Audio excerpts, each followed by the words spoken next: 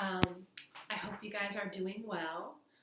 I'm here today to tell you about the directions for your writing assignment this week.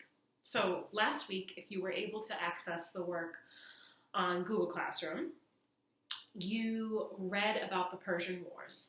And this week, I'm going to have you writing about the Persian Wars. So I know that you're probably going to be looking at the assignment on the computer. If we were in school and I had printed it out, it would look like this. The Persian Wars writing assignment is a speech. So what you're going to do is you're going to pretend that you are the ancient Greek general. His name was Pausanias, and he was a Spartan, and his job was to convince all of the Greeks that if they worked together, they would be able to defeat the Persians in their final battle. So if we look at this assignment right here, what it says is, imagine it is early spring, just before the Battle of Plataea. Greece is cold and wet, the wind is howling, and everyone is feeling scared and hopeless. Even though Xerxes and some of the Persians have gone back to Persia, Xerxes has left almost 100,000 soldiers at a camp near a town called Plataea, with orders to conquer Greece as soon as the weather gets better. You are the Spartan general, Pausanias. You have gathered the leaders of all the Greek city-states, Athens, Corinth, Sparta, Thebes, etc. And you are going to try to convince them that the Greeks need to work together if you are going to be able to finally defeat the Persians and end the war. Today you must write a speech that will persuade the Greeks that they need to unite in order to defeat the Persians at Plataea.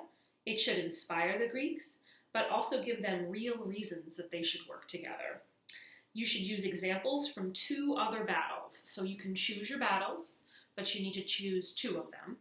And the battles you can choose from are Ionia, Marathon, Thermopylae, and Salamis. You cannot choose Plataea as an example because you are talking to the Greeks before the Battle of Plataea, so it hasn't happened yet. So you can't use it as an example. You're going to use these examples to show how working together is necessary to defeat the enemy. The requirements are that there is a graphic organizer, which is posted with the assignment. It looks kind of like this, except it has a bunch of boxes. When you print them, the boxes don't come out, but they are there on the digital copy. Each of your 2 examples should explain one of the battles and identify why working together helped, or if the Greeks didn't work together in that battle, sort of why they should have. And if they did work together in the battle, why things would have gone faster if they had sort of teamed up more, right? So at Thermopylae, it was just the Spartans. At Salamis, it was just the Athenians. How would those battles have gone better if the Greeks had worked better together? Okay. Or you can discuss battles in which working together might have resulted in less death or a quicker win. So if you picked Marathon, for example, which the Greeks won, you could talk about how maybe less people would have died, or it would have been a quicker battle. Number 3 says, for this assignment, you do not need to cite evidence from the text. So that's really important. You need to give examples of battles and sort of tell what happened in those battles, but this is a speech. So Pausanias wouldn't have tried to inspire the Greeks by saying, in the text it states, right? He wouldn't have done that. But he might have said, when we were at Marathon together, we noticed, or if when Leonidas was at Thermopylae, we saw. Okay. You are living through the war, so there is no text, but you should discuss the battles as if either you lived through them or you know people who came back and told you about them.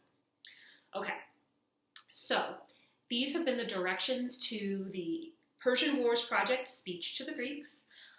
You can always feel free to email me or to text me to ask questions about this assignment. I'm having it due Wednesday, but if it takes you till the end of the week, that's fine. Once you've filled in the graphic organizer, you should copy and paste your sentences into the final draft document, but you should proofread and edit as you go, making sure that you don't leave out any parts. Okay, I hope this has been helpful to have the directions said out loud. I know that helps some people. But if you still have questions, please feel free to get in touch. Okay, thank you.